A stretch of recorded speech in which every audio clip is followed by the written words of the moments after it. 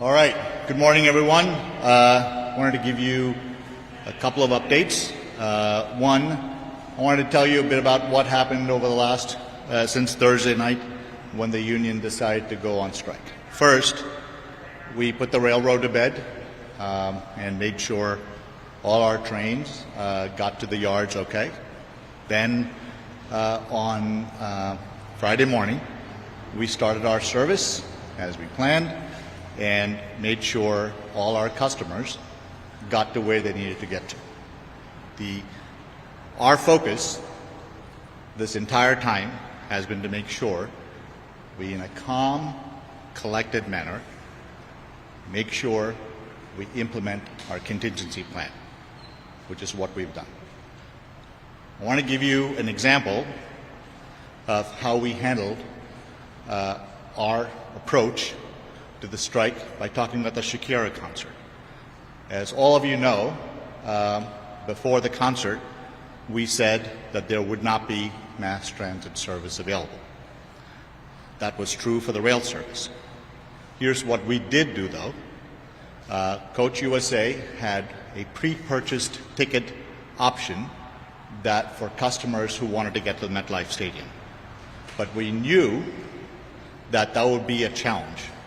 So what we did is pre-position some of our buses at Port Authority to supplement Coach USA's plan from the start. We did something else. We also had 50 buses waiting at Vince Lombardi and last night at Lot K of MetLife to just make sure we're there, to make sure nobody's stranded. So what happened? Within 45 minutes of the concert being done, New Jersey Transit quietly but efficiently moved every single person that wanted to get on a bus out of there. That is a testament to calm, quiet, but very efficient planning and execution.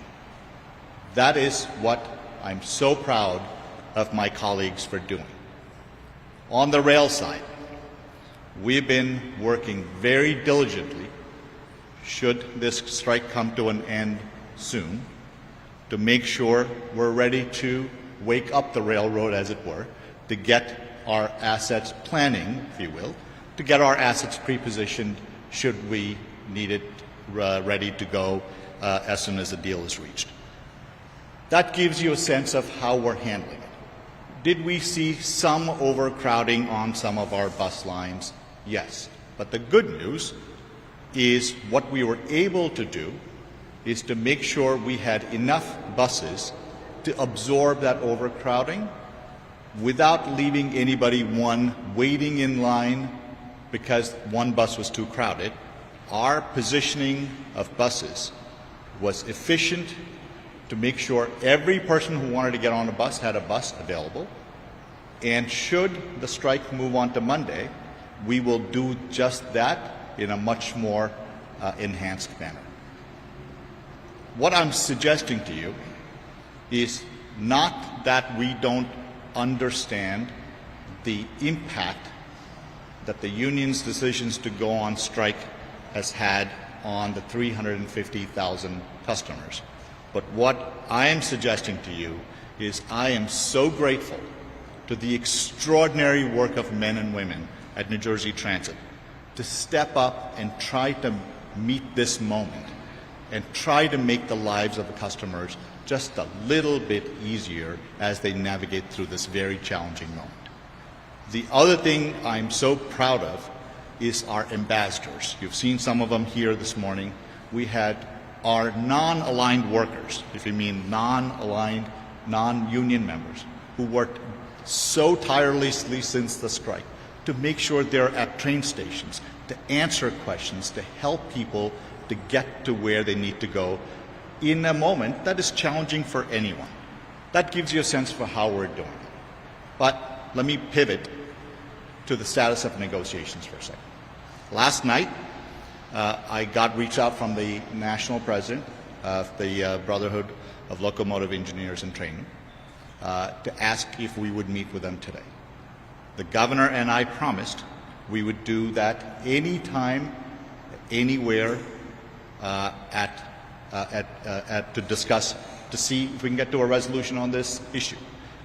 We agreed to meet today, and I intend to meet with them today. And as you know, there's a pre-scheduled meeting with the National Mediation Board tomorrow. So what I wanted to tell you is we're going to meet the union today, we're going to meet them tomorrow, all with this goal of getting to a deal so we can get them back to work, get our customers the reliable service they need. But I want to be crystal clear. I've said this, the governor has said this, we want a fair deal that will not break the bank. That is our principle. We are not moving from that, and I hope the union understands that that is where we are and that is where we will be.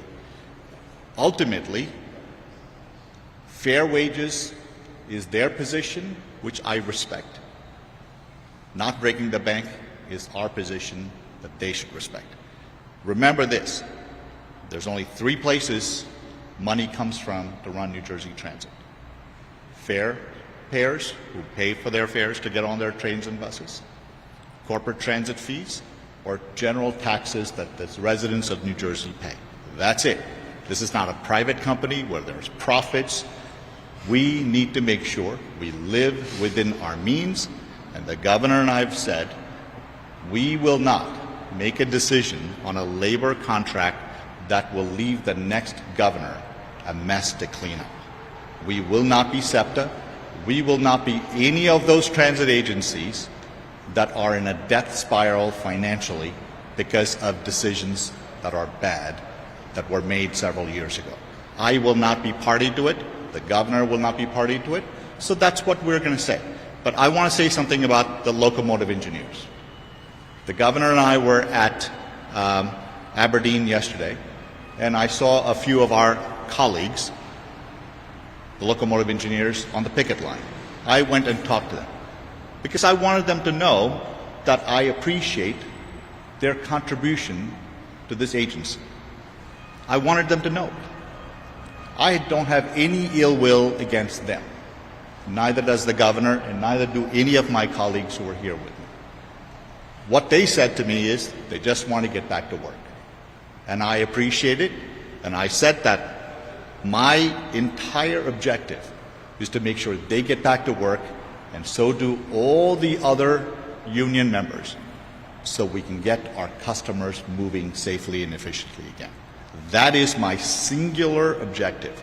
So what you're going to see me do today, after I leave here, is to go back to the negotiating table and show my colleagues who are on the other side of the table the same respect I've now shown them.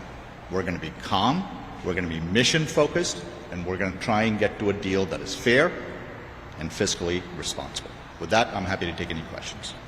Kris, question for you as well. How long after the deal is struck do we expect service to basically resume again? So, for instance, if you guys come to a deal or settlement tomorrow, will service or lending be resumed as normal? Look, I mean, I know Jameson Caglio is here, who's the head of Rail Ops. He and his team are working tirelessly to plan for that eventuality, whether it's tomorrow or next week. Our job here is, as efficient we were in putting the railroad to bed when the strike went into place, it is to make sure we get the service back on as quickly as possible when the strike is over. I will tell you, I know he hasn't slept, Mike Kilcoyne hasn't slept, I haven't slept, and I know the police department hasn't slept, and neither have any of the employees who are working day in and day out to make sure the service during the strike is going well and the service after the strike goes well. Look, I mean, I've said this to you I don't know, over the last couple of days, that we're 95% of the way there on all the terms and conditions. This issue of wages is an important one, and it's a complex one. I think I've always believed that a deal is imminent and it is achievable, but we understand their side. I now need them to understand our position, that we will not break the bank in getting this deal done. And that's what we're going to talk about today. John, what time are you meeting them today? And also, The governor, look, the governor and I talk 20 times a day to where? No. Yeah, I'm sorry. No.